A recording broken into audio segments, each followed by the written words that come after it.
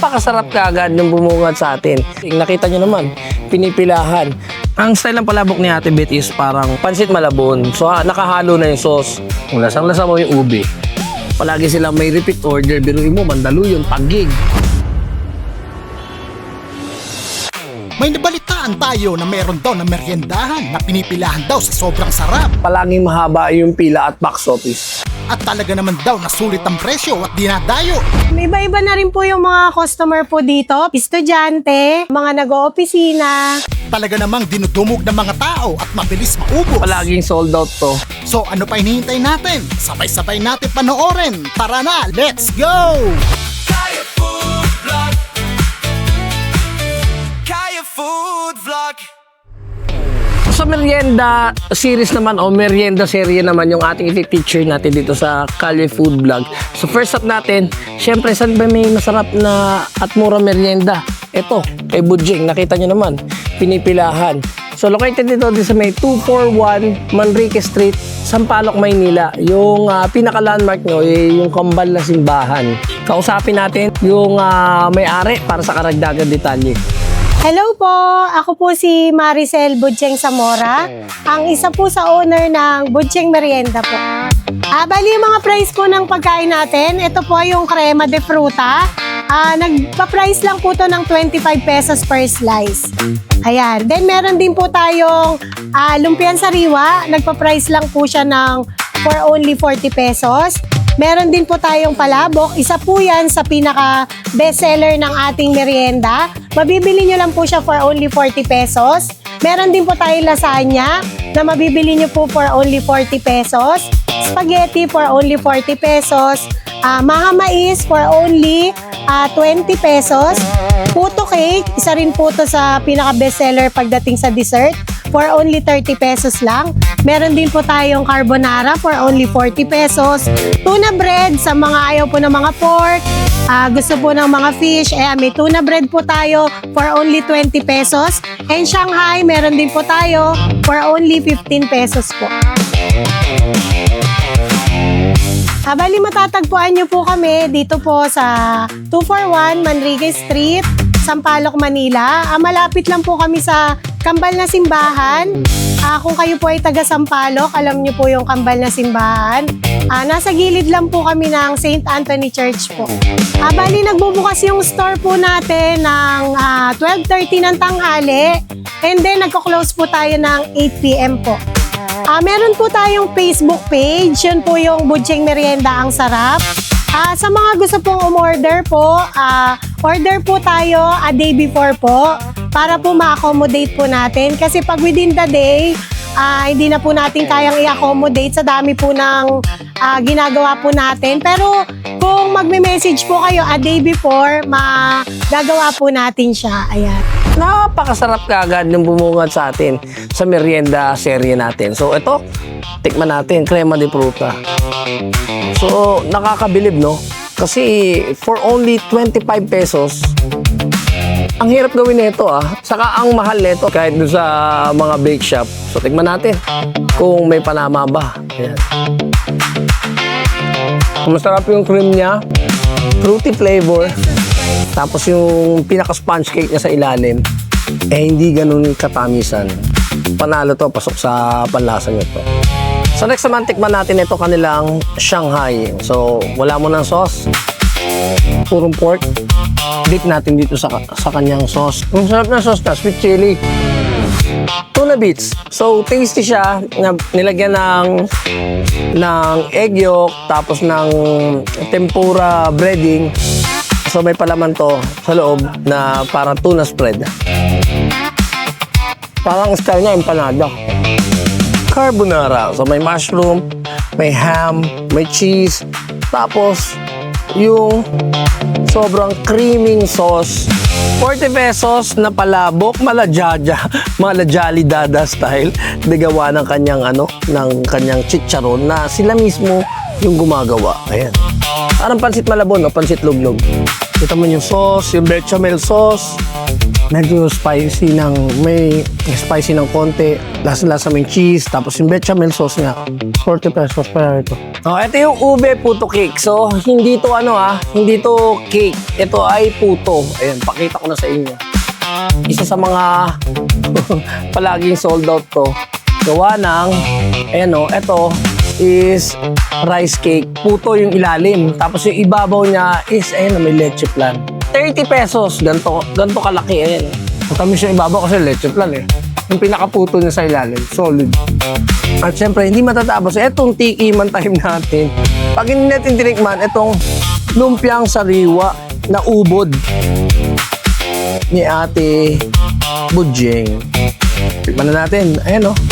40 pesos, ganyan karami o. Yung sauce niya, sakto lang yung lapot.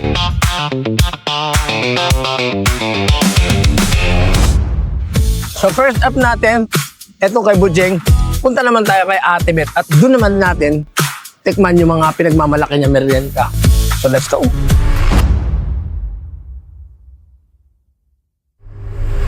So second stop natin, etong meriendahan ni Ate Bet. So galing tayo kay Budjeng from Sampaloc, Maynila. Tumawid tayo dito sa may Cavite Street, corner Rizal Avenue. Kung makikita nyo, pinaka-landmark nyo yung LRT station. Yan. At ayun yung tindahan ni Ate Bet. Tignan natin kung may aabutan pa tayong mga tinitinda niya merienda. Tara!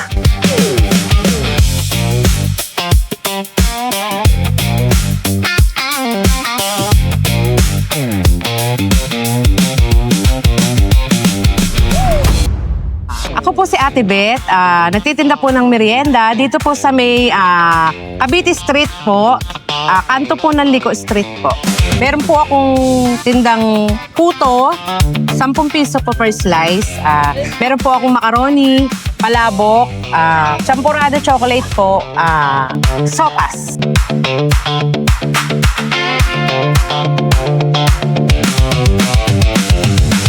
Sa mga hindi pa po nakakaalam po ng Ate Bet Meriendahan po, iniimbitahan ko po kayo dito sa Anacleto Street, corner Cavite Street po. Dito po sa may, kanto lang po ako ng 7-Eleven para dahan po ng tricycle. Maraming salamat po sa inyo at saka sa mga sumusuporta po nung meriendahan ko po. Nagpapasalamat po ako sa inyo. At saka syempre Tito Barney. Tsaka si Tito Joma yan. Yan po ang kauna-unahan kasi nag-vlog sa akin. Tapos tuloy-tuloy na po. Tapos hanggang ngayon, ayan, binalikan po niya ako ulit. Sana po, ayan. Masarap po yung palabok nila dito. Lagi po kami kumakain ng mga kaibigan ko. Kagaya pa rin ng dati, ito yung pack na bet na palabok ni Ate Bet. So, tikman natin kung may nagbago ba. 3 taon mula ng unang vlog natin siya. So, yung palabok, ganun pa rin. Ang style ng palabok ni Ate Bet is parang pansit malabon. So, nakahalo na yung sauce. Macaroni. Hindi tinipid sa cheese. Saka dun sa sauce. Nag-iiba-iba siya. So, hindi araw-araw pare-parehas. Ang hindi lang nawawala, yung sopas, saka yung, syempre, yung palabok.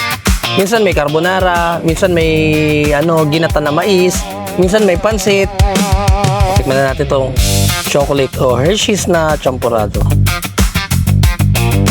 Puro malagkit. Ayan o. Isa rin sa mga bestseller ni Ate Bet, itong sopas niya na hindi tinipid sa gatas. Yan. Pag tinikman mo to, malalasahan mo yung chicken broth.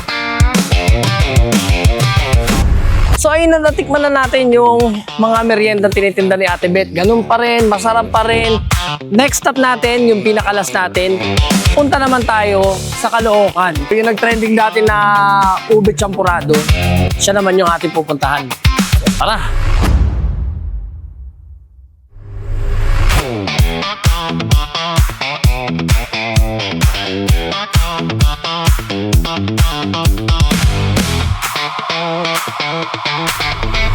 So ito na yung pinaka-pangatlo natin pupuntahan.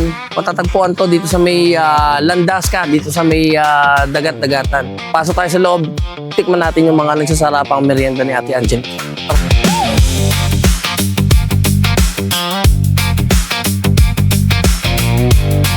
So, medyo matagal na rin na hindi natin nabalikan ito si Ate Angelique dahil yun nga, may mga nakapagsabi na minsan magtitinda siya, minsan hindi. So, this time, titignan natin kung still nandito pa rin siya. At ayun, swerte, naabutan natin si Ate Angelique. Ayun.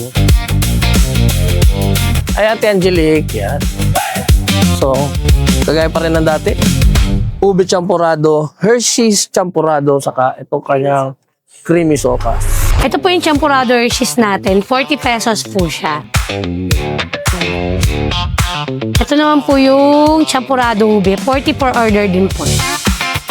Ito pong sopas naman. Ganon din po. So, 40 per order din po.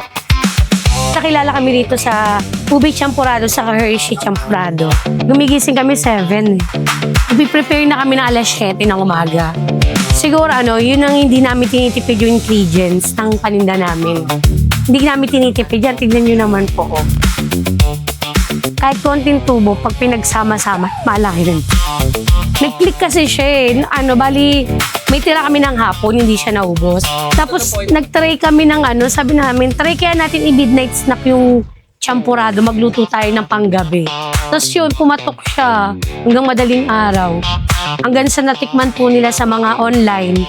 Sa mga hindi pa po nakakatikim at gustong tikman, pwede po kayo pumunta rito. Or kung di man po kayo makadaya, pwede po kayo umorder online. Facebook page, Angelique Reyes. Tapos yung page ko naman, Angelique and Jan Online Merienda.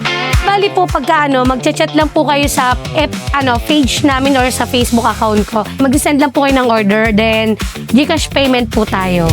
Kahit malayo po, pwede kayo na po. Meron po tayong Mandaluyong, meron po tayong Taguig. Kahit malayo po, pwede basta willing to pay po tayo sa rider. Pwede po kayo mo. Lala Move, Grab, kahit angkas, pwede rin po. Move It, gaya ni Kuya, Move It. GCash payment po. Kung iba po kasi nagdadalawang isip mag-GCash payment, gusto nila abono. Pag abono naman po, pwede naman po basta willing po kayo mag-add sa rider. Pwede naman po. Pwede nyo pong i-pin location po yung Angelique and Jan Online Merienda. Dito po mismo yon sa location po namin. Ang exact location po namin is Block 14, Lot 13, Caloocan. Landas ka, Caloocan City. So after 3 years, ito, binalikan natin si Ate Angelique. Yung kanilang famous ube champurado na talaga naman nagte-trending. So magkano to, Ate Angelique? 40 isang order. 40 pesos isang gantong order. Dito nga pala, wala palang dine-in dito ha. Ano lang dito, puro take-out lang. So tayo sa Gedli. 40 pesos. So kanina nilagyan na ng gatas ni Ate Angelique. Ngayon, may freebies pa na So, ang sekreto ng masarap na ube champurado sa kampaninda ni Ate Angelique yung hindi tinipid yung kanilang mga ingredients. Kanya naman yan, parang ayaw na humiwalay doon sa kutsara, di ba? Ay, walang walang dine-in ha. Ang lasang-lasa mo yung ube. Nilagyan din ng ube halaya. So, ito ang kanilang chocolate o Hershey's champurado. Hershey's chocolate saka tableya. Tableya bar yan. Chocolate tableya bar. Kita niyo naman kanina nung dumating tayo. Ngayon ang lalim na di ba? Hindi tinipid dun sa may kumpleto, may corned beef, may hotdog, may chicken. So puntahan niyo na si Ate Angelique at open na ulit siya. 2 p.m. onwards hanggang sa maubos. Ang tinda pala ni Ate Angelique dito, ube champurado, chocolate champurado, sopas, ginatang mais, palabok na mataba, palabok na manipis, maha, palitaw, saka lumpiang sariwa. Isa na namang masarap na kainan yung ating pinuntahan dito sa lugar ng Caloocan. Siyempre, ito yung meriendahan ni Ate Angelique. Palagi yung tatandaan, palagi mag-iingat dahil love kayo ni Tita Angelique at ang daddy Ray nyo.